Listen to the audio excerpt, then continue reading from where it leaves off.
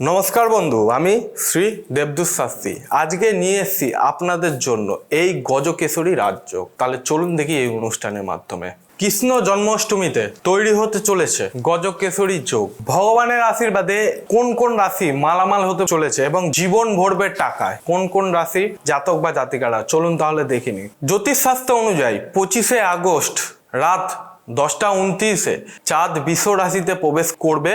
সেখানে বৃহস্পতি ইতিমধ্যে কিন্তু উপস্থিত রয়েছে, তাই গজকেশরী যোগ তৈরি হতে চলেছে। এবারের জন্মাষ্টমী খুবই বিশেষ, কারণ এই দিনে কয়েক হাজার বছর আগে অর্থাৎ দাপর যুগে তৈরি হওয়া বিরল যোগের সৃষ্টি হচ্ছে কিন্তু এই জন্মাষ্টমীতে। এই দিনে সূর্য সিংহ রাশিতে, রোহিণী নক্ষত্রে, চন্দ্র বৃষ রাশিতে এবং জয়ন্তী যোগ তৈরি হতে চলেছে।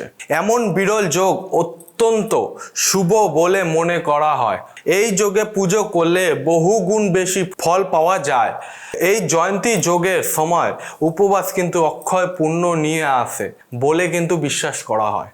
জ্যোতিষশাস্ত্র অনুসারে এই দিনে শুক্রাদিত্যের সঙ্গে এই বিরল যোগগুলি সৃষ্টির সঙ্গে সঙ্গে কিন্তু শশরাজযোগ এবং বৃহস্পতি এবং চন্দ্র বৃষ রাশিতে মিলিত হয়ে গজকেশরী যোগ নামে একটি রাজযোগ গঠন করে। যেহেতু চাঁদ বৃষ রাশিতে তার উচ্চতায় রয়েছে, তাই তাদের ভাগ্য সপ্তম আকাশে থাকবে। মঙ্গল মিথুন রাশিতে উঠবে, বুধ উঠবে এবং পরিস্থিতিতে 12টি রাশির চিহ্নের জীবন কোনো না কোনোভাবে ইতিবাচকভাবে প্রভাবিত হয়। তবে এই 3টি রাশি কিন্তু বিশেষভাবে উপকৃত হবেন এই গজকেশরী রাজযোগে কৃষ্ণ পক্ষের জন্মাষ্টমীর দিন। কোন কোন রাশি জাতক বা জাতিকারা ভাগ্য হতে চলেছেন, চলুন তাহলে দেখি এই অনুষ্ঠানের মাধ্যমে। প্রথম রাশি হচ্ছে আমাদের মেষ রাশি। এই রাশির জাতক বা জাতিকারদের উপর শ্রীকৃষ্ণের বিশেষ কৃপা থাকবে। এই রাশির দ্বিতীয় ঘরে গজকেশরী যোগ তৈরি হচ্ছে এবং মঙ্গল তৃতীয় ঘরে উঠছে এবং বুধ এই রাশির চতুর্থ ঘরে কিন্তু উঠবে।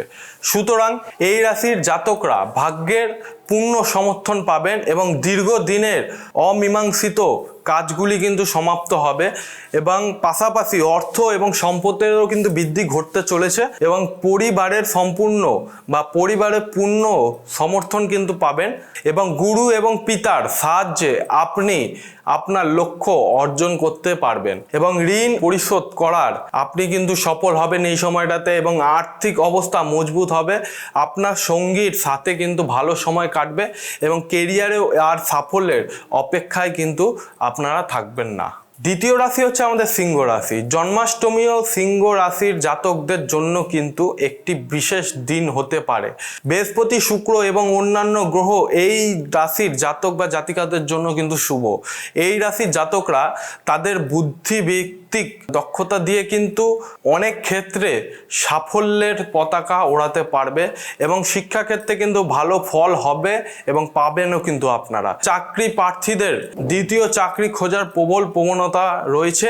আপনি কর্মক্ষেত্রে আপনার উচ্চ পদস্থ কর্মচারী এবং সহকর্মী কাছ থেকে কিন্তু পূর্ণ সমর্থন পাবেন, যাতে আপনি আপনার লক্ষ্য অর্জন করতে পারেন এবং অফিসে কিন্তু দীর্ঘদিন ধরে চলমান একটি সমস্যা এখন কিন্তু সমাধান হবে।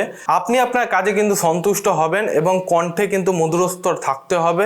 এইভাবে আপনি যে কোনো বিষয়ে কিন্তু সাবধানে কথা বলবেন। হঠাৎ আর্থিক লাভের সম্ভাবনা কিন্তু রয়েছে আপনাদের।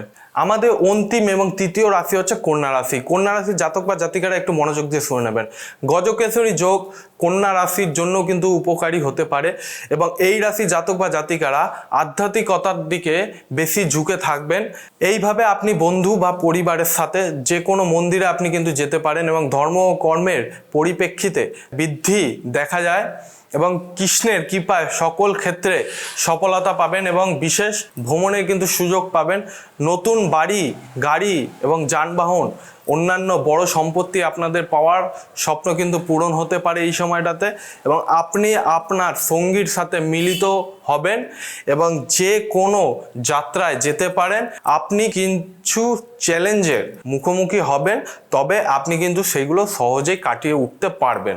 এটা হচ্ছে কন্যা রাশি জাতক বা জাতিকাদের জন্য, ঠিক আছে।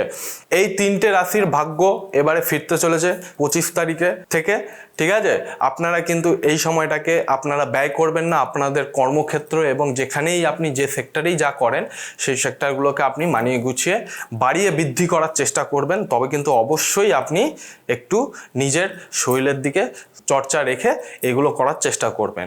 আজকের অনুষ্ঠান এই পর্যন্ত বন্ধুরা।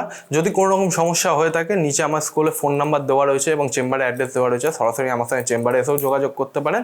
যদি আপনাদের ভিডিওটি ভালো লেগে থাকে তাহলে অবশ্যই কমেন্টের মাধ্যমে জানাবেন এবং চ্যানেলটিকে সাবস্ক্রাইব করে নেবেন, বেল আইকনটিকে প্রেস করে দেবেন। আজকের অনুষ্ঠান এই পর্যন্ত দর্শক বন্ধুরা। পরবর্তী অনুষ্ঠানে আবার আপনাদের মাঝে দেখা হবে নতুনভাবে। জয় শ্রী মহাকাল।